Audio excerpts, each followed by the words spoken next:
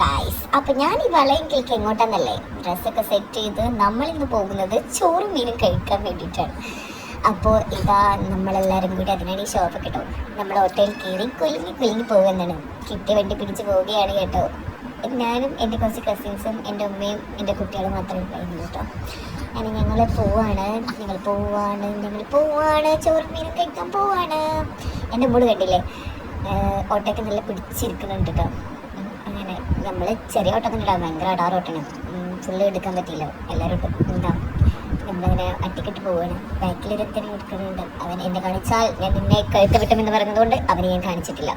അങ്ങനെ നമ്മുടെ സ്പോട്ടിലെത്തി. ഇതാണ് നമ്മുടെ ചോറും മീനും. നമ്മുടെ കുറ്റിപ്പുറം ചെമ്പിക്ക അവിടെയാണ് വരുന്നത് കേട്ടോ, റോയൽ സ്റ്റിറ്റിൻ്റെ അവിടെ ചോറും മീനും. ഈ റീൽസിൽ കണ്ടുള്ള ഹൈപ്പ് വിചാരിച്ച് നമ്മളോട് എത്തിയത്. ഓ എമ്മ തിരക്ക്. അപ്പോൾ ഞങ്ങൾ എത്തിയപ്പോൾ കുറച്ച് നേരത്തെ തന്നെ ആയിരുന്നു, ഒരു 12:30 ആയിക്കണം. അത്ര ആയിട്ടുള്ളൂ. അപ്പോഴാണ് ഈ ഒരു തിരക്ക് കേട്ടോ നമുക്ക്. പക്ഷെ അതുകൊണ്ട് തന്നെ നമ്മൾ നേരത്തെ എത്തിയ കാരണം നേരത്തെ കാലത്ത് എത്തിക്കൊണ്ട് ഞങ്ങൾക്ക് സീറ്റ് കിട്ടി. അതുകൊണ്ട് നമുക്ക് നല്ല വിശാലമായിട്ട് കഴിക്കാനായി. പക്ഷെ ഞങ്ങൾ വിചാരിച്ച ആ ഒരു സീറ്റിൻ്റെ പ്ലേസ് എനിക്ക് കിട്ടിയില്ല. കാരണം പുഴയുടെ ആ ഒരു ഉണ്ടല്ലോ, റീൽസിൽ കാണുമ്പോൾ അങ്ങനത്തെ ഒരു ആംബിയൻസ് പ്രതീക്ഷിച്ചു വന്നതാണ്. പക്ഷെ എനിക്കത് കിട്ടിയില്ലെങ്കിലും നമുക്ക് സീറ്റ് കിട്ടിയിട്ടാണ്.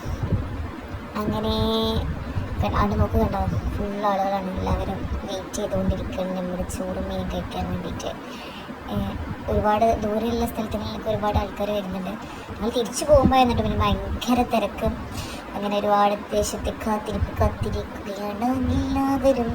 അടങ്ങി നിൽക്കടാ കാത്തിരുന്ന എന്താ മീനായിട്ടുള്ള മാന്തലാണ് മക്കളത്. മാന്തളി അമ്മ വെൽപ്പൻ്റെ മാന്തളിച്ചിട്ടാ. അങ്ങനെ നോക്കി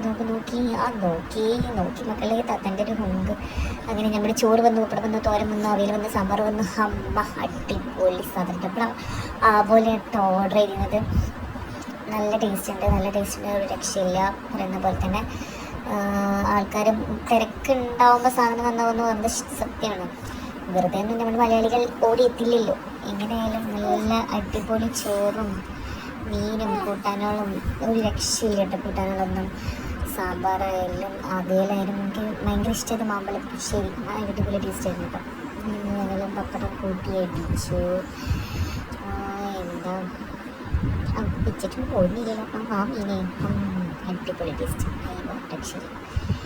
നല്ല ഭക്ഷണം കഴിച്ചിട്ട് എല്ലാവരും നല്ല ചോറ് കഴിച്ചിട്ടുണ്ടാവും.